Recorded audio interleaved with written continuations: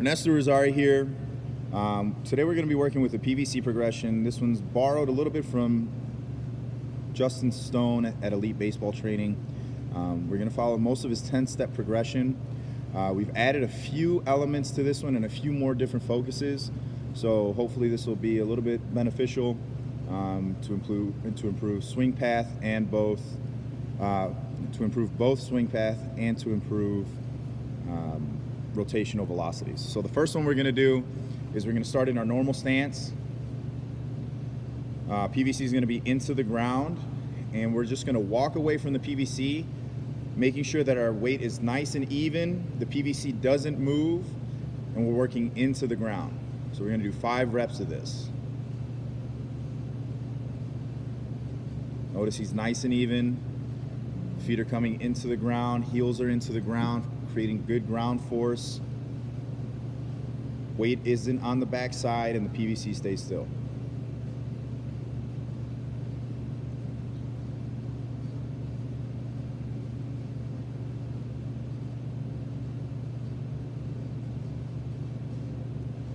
The next one we're going to do is we're going to try to create hip and shoulder separation and start to work on sequencing patterns with this one. So he's going to do the same thing. He's going to walk away, but now after he strides, he's going to only rotate the hips, keeping the upper body still, and again the PVC does not move.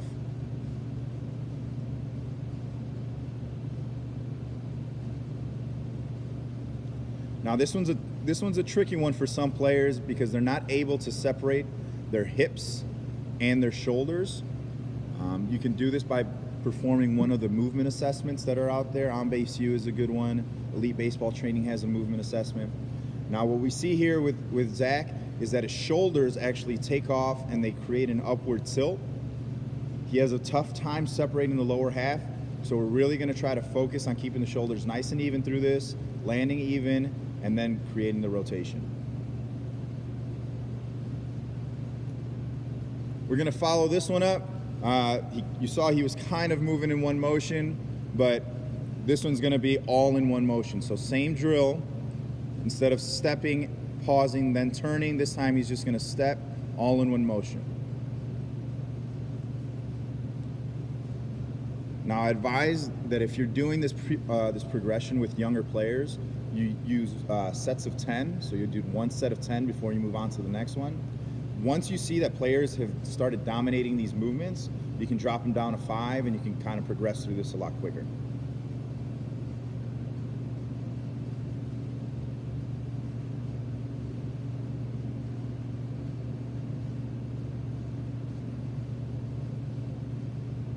From here, I'm actually going to skip one of the PVC progressions you see in some of the other ones. Here, we're going to go with the PVC is going to be in his, we're basically going to go through the same progression, except you're going to start in your own stance. You're going to choke up about 1.5 feet because we're really trying to see what the bottom of the PVC is doing. So he's going to stride, just landing into the ground. We're still not activating the hips yet. Just making sure that we're nice and even, both knees are bent into the ground, both heels driving into the ground.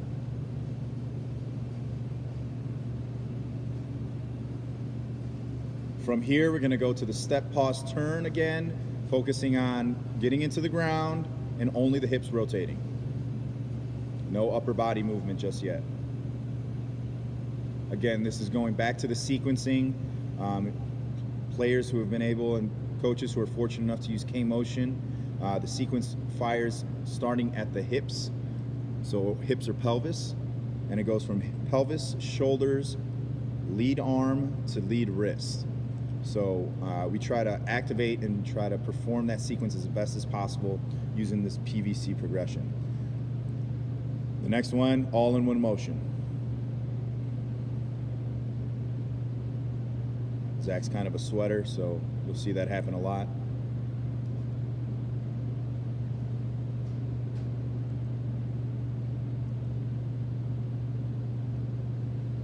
Very good.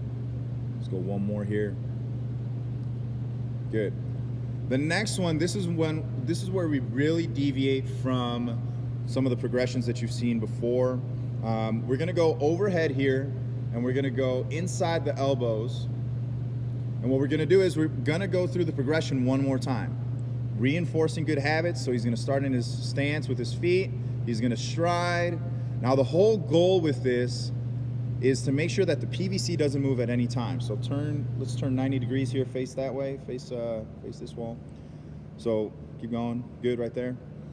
So when you'll notice that as he strides and as he goes through his movements, so on this one, go ahead, stride and turn the hips.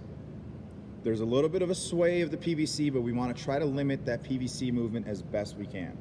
Again, this is all going to be determined by hip mobility, but if we can try to train what the shoulders are doing in this movement, you're going to see a lot better spin rotation, your sequencing is going to be a lot better, and you're going to have a lot more success. Good.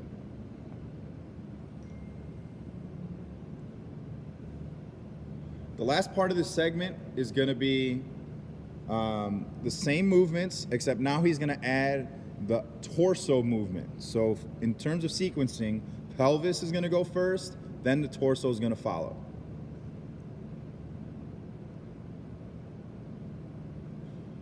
Every once in a while, I'll tell a player to purposely have a collapse of the backside where they pinch straight back. That way they can feel a negative feeling, understand that that's the wrong feeling to have. It feels really weird.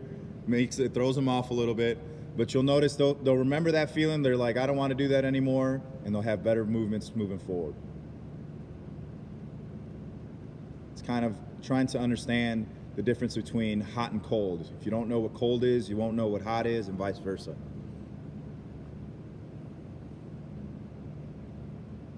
Good. Next, we'll go into underhooks. What he's going to do is he's going to put this into his elbows, into the inside of his elbows, and he's actually going to push the PVC down into his elbows with his hands. Same thing, except this one's more of a movement, working on path and forward motion. So he's just going to step and turn with this one. Okay? Still trying to focus on driving the hips first, but we're less worried about separating here. More focused on just getting that upper torso rotation.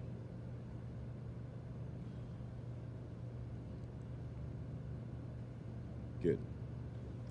From here, we're going to go into our normal stance, and we're going to start working on slotting and bat path. Now, these are probably the most important parts that I hold valuable to anyone's swing. I think bat path and face me to start off. I think bat path and rotational acceleration are probably the most important. You can get away with poor lower half, but you cannot get away with poor bat path. So we're going to start off this first one working with slotting of the PVC and the back elbow. Good. So notice here he's pulling that elbow into the rib cage, and the PVC, the bottom of the PVC is actually going 45 degrees up the first base line if you're a righty. If you're a lefty, going 45 degrees up the third base line. Notice that the back of the PVC is heading down to the ground, and the bottom of the PVC is pointing straight up.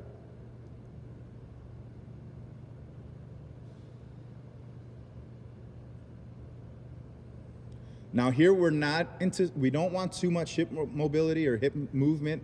It'll come in this next drill, so we're going to actually add the hip movement to this, and the PVC should face back towards the pitcher because of this rotation. Okay, we still want to focus on the same movement. This is a progression, so whatever you did on the previous one, you want to focus on the next one. So this one's still going to be shooting back forward, but now because he's rotating, now the PVC points back towards the pitcher. Pitcher over here towards the camera.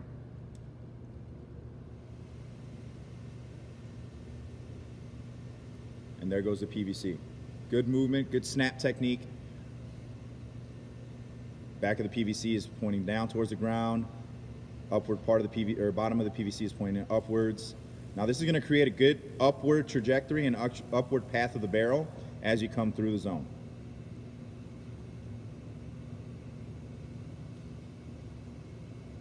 Now here, Zach's already warmed up. He's done a full super speed slugger progression protocol. So now he's pretty warmed up, and this next movement is really going to activate the core. What he's going to do is he's going to rotate quarter turn while trying to maintain the PVC connected to his right deltoid. Again, Zach's a right-handed batter. All right, he's going to try to stay a little bit more connected than that, not let the PVC come off his shoulder. Now, his momentum, he's trying to generate so much speed that the momentum actually takes the PVC off of his shoulder, which is okay. What we don't want is for the initial movement to take that PVC off the shoulder.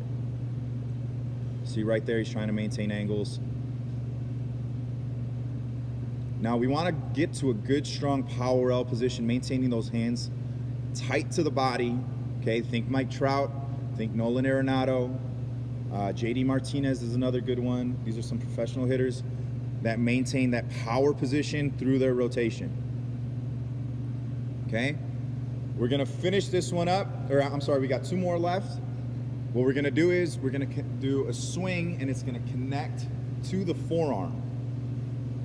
So here we want to grab the PVC about 2 feet up, and we're trying to get that connection with the bottom of the PVC to the forearm as quickly as possible. Now notice how it's nice and even. It was even with the forearm there. We're trying to create good attack angle, good vertical bat angle, and the PVC will have to either finish above the forearm or just even with it. Anything that finishes below. Okay, good. Notice the bat path. Give me one just below so they can see it. We'll flatten out the bat. And for some players, because Zach has really good front elbow and front arm positioning, the bat is still going to come up through the zone. For other players, they'll have a tendency to pull the elbow down, the front elbow into their rib, and it'll cause the barrel to come down through the zone, creating a negative attack angle. We always want to attack in a positive way, positive attack angle. Right there, there's good technique. Okay. Our last drill that we're going to do of the PVC progression is going to be our full check swing, maintaining angles. Again, very core inclusive, a little bit lower. Yep. We're going to grab it about 4 to 5 inches above the bottom of the PVC. Again, the core is going to be very activated by this. Notice that his arm angles, he's not extending to the ball. He's focusing and making sure that he's nice and connected the entire time. Good. Turn sideways. Pitch it over there. Good. Yeah, let's do sideways, and then you're going to face and turn around the other way. Good. Notice both arms are bent. Good angles within the arms and the wrists. He's not breaking. If you were to continue this path, he'd rotate in this same fashion. Again, Zach's a little bit limited by mobility, but he's going to try to force this rotation as far as he can take it, all the way through contact. Good.